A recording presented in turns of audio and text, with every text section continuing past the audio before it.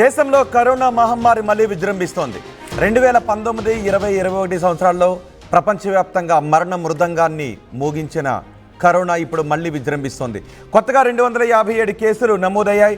అత్యధికంగా ఏ రాష్ట్రాల్లో ఈ కరోనా కేసులు నమోదవుతున్నాయో ఇప్పుడు నేను మీకు స్పష్టంగా చెప్పబోతున్నాను. తమిళనాడు, మహారాష్ట్రలో, కేరళ ఈ 3 రాష్ట్రాల్లోని ఇప్పుడు అత్యధిక కేసులు నమోదవుతున్నాయి. దీంతో మిగిలిన రాష్ట్ర ప్రభుత్వాలు కూడా అలర్ట్ అవుతున్నాయి. ముంబైలో కరోనా కారణంగా 2 మృతి చెందినట్టుగా తెలుస్తోంది. తమిళనాడు, మహారాష్ట్ర, కేరళలో ఎక్కువగా ఈ కరోనా వ్యాప్తి ఉంది. దీంతో ముంబైలో కరోనా కారణంగా 2 మృతి చెందారు అనే వార్తలు వస్తున్నాయి. చైనా, సింగపూర్, థాయిలాండ్, హాంకాంగ్లో ఈ కేసులు పెరుగుతున్నాయి. సింగపూర్లో అత్యధికంగా 15,000కు పైగా కరోనా కేసులు నమోదైనట్టుగా తెలుస్తోంది. ప్రపంచవ్యాప్తంగా 2019, 20, 21 సంవత్సరాల్లో లక్షలాది మందిని పొట్టన పెట్టుకున్న కరోనా మహమ్మారి ఇప్పుడు మరోసారి విజృంభిస్తూ ఉంది.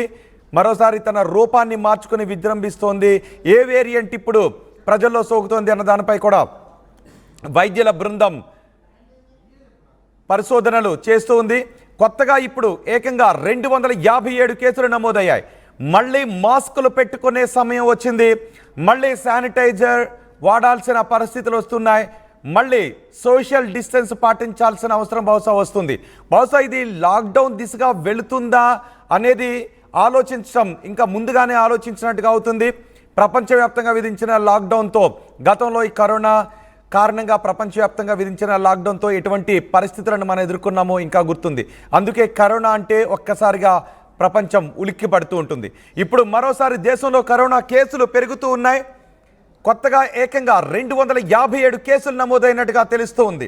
దీంతో టెస్టులు పెంచాలి అని అనుకుంటూ ఉన్నారు. అలాగే వైద్య సిబ్బందిని కూడా అప్రమత్తం చేశారు. ప్రజలను కూడా అప్రమత్తం చేస్తున్నారు. బహుశా మాస్కులు ధరించాల్సిన సమయం ఆసన్నమవుతోంది.